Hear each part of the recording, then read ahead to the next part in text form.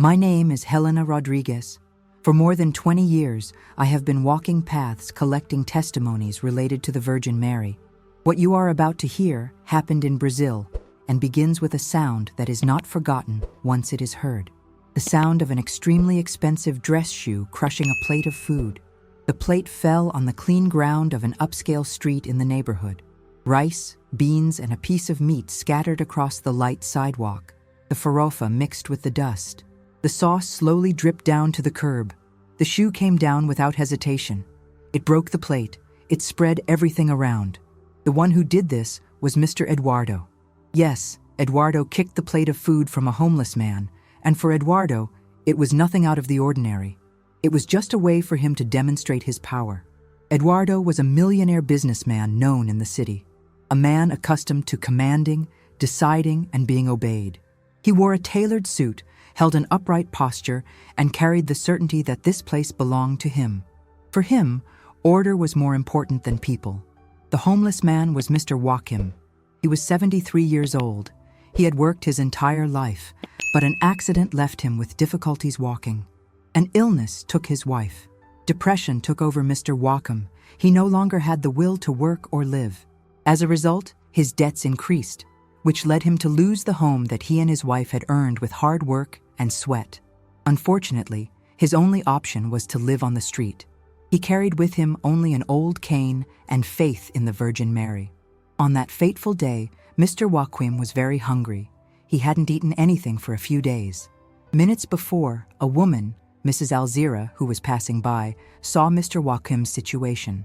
She saw the hunger in his deep-set eyes and decided to help in some way. She went to her house, prepared, and brought a plate of food made with care. Joachim silently thanked her. He sat on the sidewalk and began to eat slowly. He was very happy and grateful for that plate of food. Little did he know that soon something would happen that would change his life forever. Then Eduardo arrived, and in an act of rage, he kicked the plate of food that Mr. Joachim was holding with great force. "This street is no place for people like you," Eduardo shouted, looking at Joachim as if he were a mistake. "Get out of here now." Joachim tried to bend down to gather some of the food from the ground. His fingers touched the dirty rice. His hands trembled, not only from weakness, but from shame.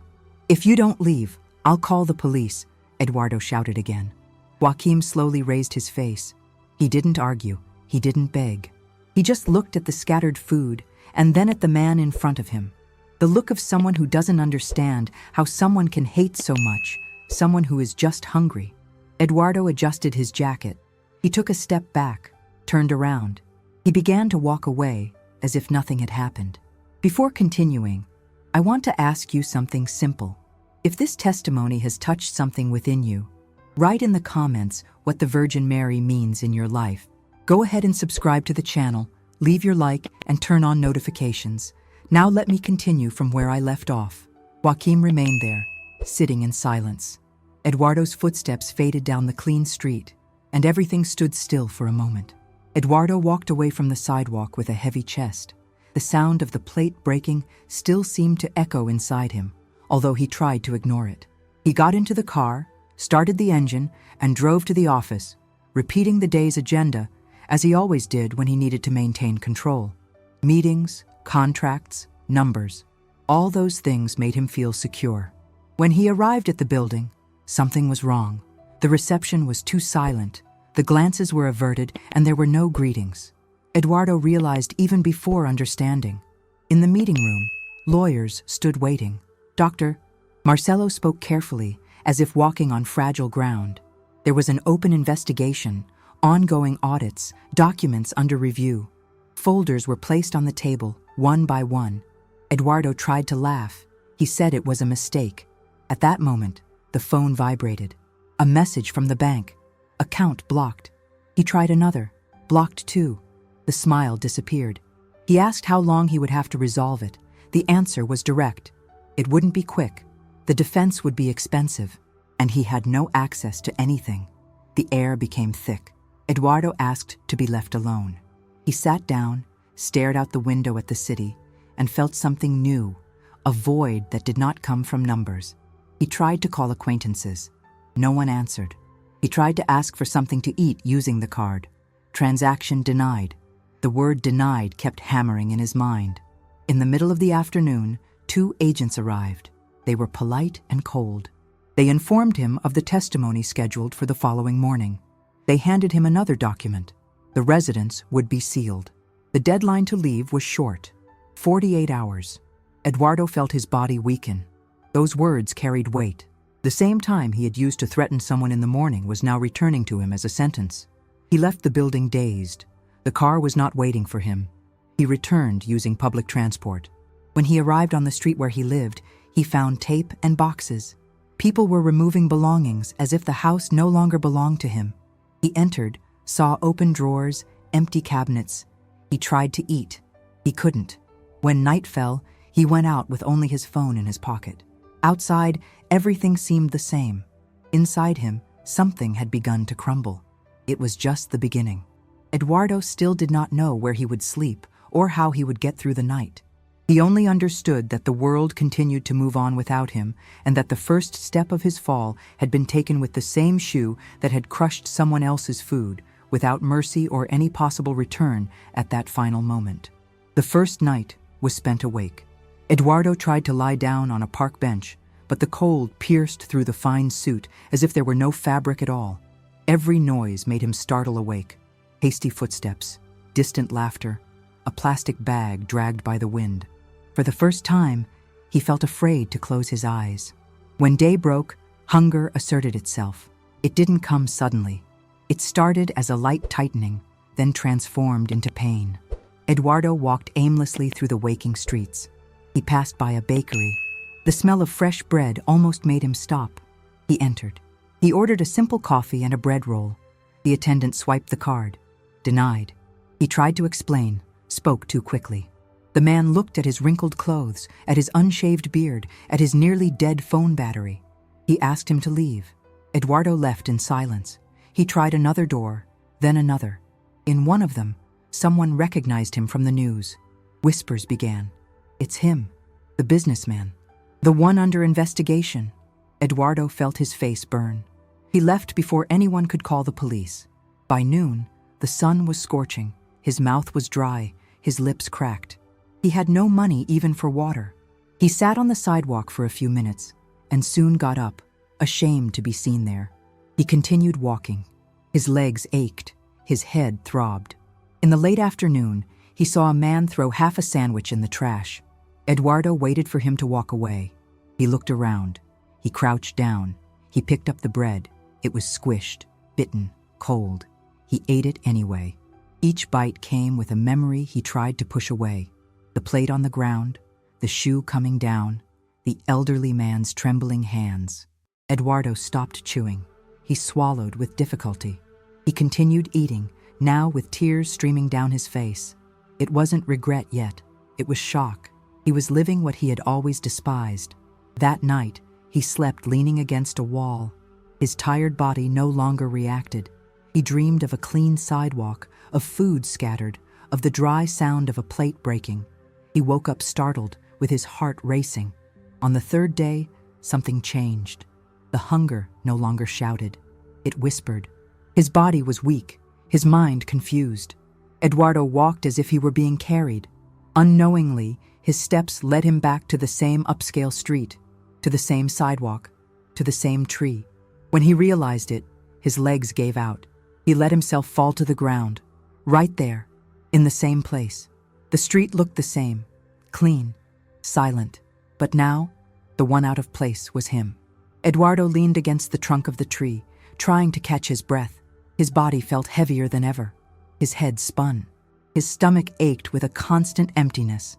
He closed his eyes for a few seconds, afraid of fainting right there, on that sidewalk he once thought didn't belong to anyone like him. Footsteps approached. They weren't fast. They weren't firm. There was an irregular rhythm, accompanied by the dry tap of a cane on the ground. Eduardo slowly opened his eyes, expecting to see another indifferent face, someone else crossing the street to avoid him. But what he saw made his heart race. It was Joaquim, the same man, the same hunched posture, the same worn cane, the same tired gaze. Joaquim stopped a few steps away and recognized Eduardo at that very moment. There was no surprise. There was no anger. Just a thick silence, hard to cross. Eduardo tried to get up. His legs failed. He tried to speak. His voice didn't come out. Shame pinned him to the ground. He lowered his head, unable to sustain that encounter. "I'm sorry," he managed to say, almost soundless, "for what I did." The words seemed too small for the size of his guilt. Eduardo expected to hear reproach. He expected an insult, maybe even an ironic smile. But Joaquim did something unexpected. He approached slowly and sat down next to him on the sidewalk. From the pocket of his old coat, he pulled out something wrapped in plain paper. He unfolded it carefully. It was 2 pieces of bread with mortadella, nothing more. Joaquim extended his hand. "Eat," he said in a low voice. "You're weak." Eduardo raised his eyes in shock. He didn't understand. It didn't make sense.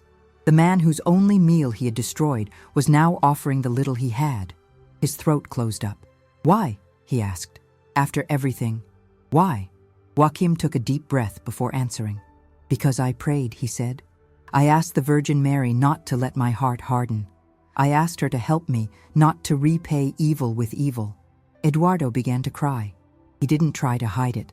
He cried like someone who finally sees themselves completely. He took the bread with trembling hands and ate.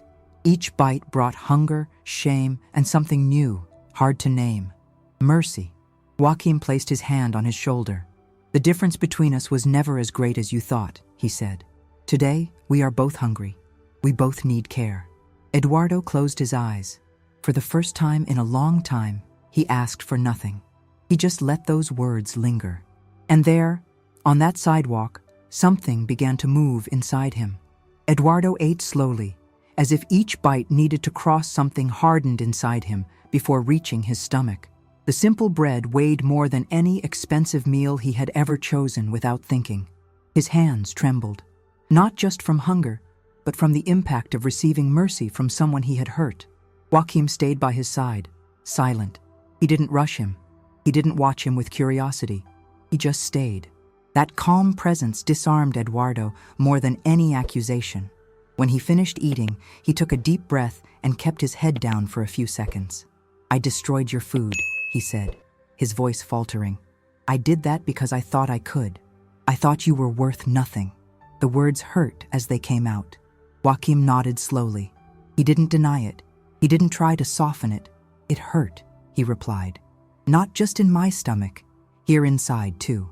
He touched his chest, but I chose not to hold on to it. Eduardo felt a knot tighten in his throat. For the first time, he didn't try to explain himself or defend himself. He just listened. That was new. He always spoke. He always controlled. Now, he was learning to listen. "I lost everything," he said after a long silence. "Home, money, respect. I don't even know how I'm going to spend the next night." Joaquim looked at him with calm attention. "I also lost everything one day," he replied, "and I thought it was the end. But I discovered that as long as we can still love, it's not over." Eduardo swallowed hard. He looked at the clean street, at the organized houses, at the people passing by without noticing his presence. For the first time, he understood the weight of being invisible, and that hurt him more than hunger. "You said you prayed for me," Eduardo said, remembering. "After what I did, I prayed," Joaquim confirmed. "I asked the Virgin Mary to take care of your heart. Sometimes she teaches gently. Sometimes she lets us fall to learn, but she never turns her face away." These words pierced Eduardo like something alive. It was not easy consolation. It was truth. He cried again, but now it was not despair. It was breaking, a kind of pain that cleanses. "What do I do now?" he asked without raising his gaze. Joaquim thought for a moment. "Now, you learn," he replied. "You learn to live looking down without disdain. You learn to care, and when you can, you fix what is broken." Eduardo nodded slowly. He made no promises. But at that moment, something essential had changed. He no longer felt greater than anyone. He felt human. The months that followed did not bring quick answers. The process continued. The investigation progressed slowly. Eduardo's name still appeared in conversations and headlines, almost always accompanied by suspicion. But while all of this was happening, something silent was solidifying within him. Eduardo remained on the streets for a long time. He learned, with Joaquim, where to find food, where to rest without danger, when to move and when to stay. He learned to share. He learned to wait. Above all, he learned to look into people's eyes. What he had once avoided became a rule. Every face had a story. Every person carried a pain that was not visible at first glance. On many cold nights, sitting side by side, Joaquim would pull a simple rosary from his pocket, worn from use. There were no speeches, just silence and a few murmured words. Eduardo did not know how to pray properly. Sometimes he said nothing, but he held the rosary and thought of the Virgin Mary. He thought about how one could be so firm and so merciful at the same time. He thought about how he had been broken without being destroyed. With time, the truth came to light. The investigation showed that Eduardo had not committed the crimes he was accused of. He was exonerated. Recovering what he had lost took even more time. But when he finally regained access to his own life, he was no longer the same man who had stepped into that plate of food. The first decision he made was not related to money. It was related to memory. He sought out Joaquim. He found him in a simple shelter. He embraced him without saying anything. Then, he spoke. "I don't want to go back to being who I was," he said, "and I don't want to pretend that none of this happened." With what he had regained, Eduardo chose to repair, not as an obligation, but as a response. He sold the old house. The place of the fall no longer made sense. With part of the money, he helped create a dignified space for homeless people. A clean place, with respect, with care. Not a warehouse, but a possible new beginning. Eduardo did not become a savior. He became present. He served meals, he cleaned tables, he listened to stories. In each person he helped, he saw a bit of Joaquim. He saw the broken plate. He saw the offered bread. Joaquim lived a few more years. He lived with dignity. When he left simple words that Eduardo kept as a legacy. Never forget that you fell to learn how to love. Today, when I tell this testimony, I do not speak of punishment. I speak of mercy. The Virgin Mary did not need to appear. She did not need to shout. She guided everything with patience, allowing the fall to teach the value of rising differently. If this testimony spoke to you, share it with someone who needs to hear it. And write in the comments, have you ever lived a moment when you needed to be broken to change? And don't forget to leave your like and subscribe to the channel. Because true transformation does not happen when we recover what we have lost. It happens when we learn not to trample on what is sacred. And few things are as sacred as the dignity of a human being.